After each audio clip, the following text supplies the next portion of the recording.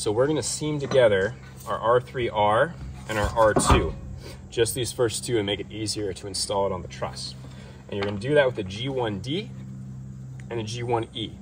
Now the spacer on the G1E is gonna go on one side of the G1D. Now, the two sides of the G1D aren't exactly the same. So if you put the spacer on the wrong side, it won't fit. So the spacer is gonna go on the side of the R2 that does not have the 1/2-inch hole in the middle. So the spacer is gonna go up against this side. So if you have it right, you're gonna put this bolt on, and it's gonna slip right through here, and a second bolt will also fit just like that. Now let me show you if you do it wrong.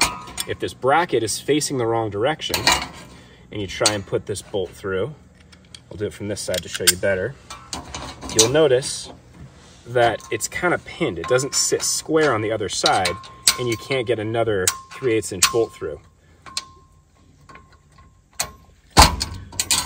So flip it around so you get the spacer on the right side up against the proper side of the R2, and put it in. Now all the G1Ds are the same, and they've all got the part marking on the side. So once you figure out which side is the correct side, just keep doing that the whole way down.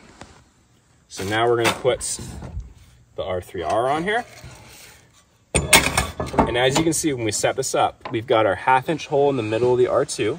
That one's facing the ground. And our 1/2-inch hole on the R3 is on the ground too. So those have to be on the same side. We can put our bolt through here.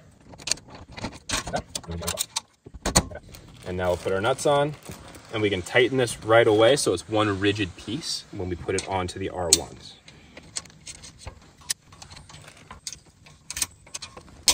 So now we're gonna tighten these.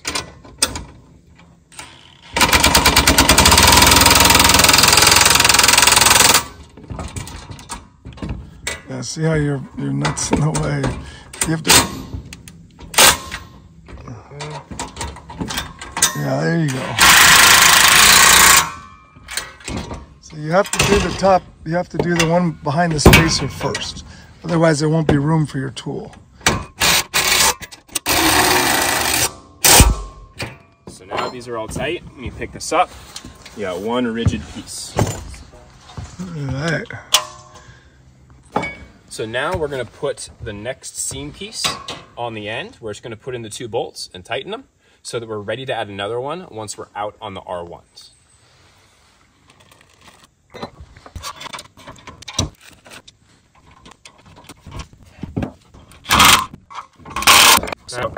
Show them what happened here. Cool. So what happened was I didn't line up the spacer before I tightened this nut, and so the spacer's out of alignments here.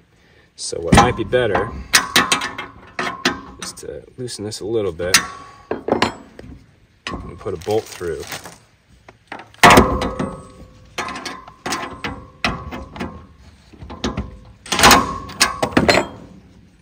So that it stays aligned while I'm tightening it.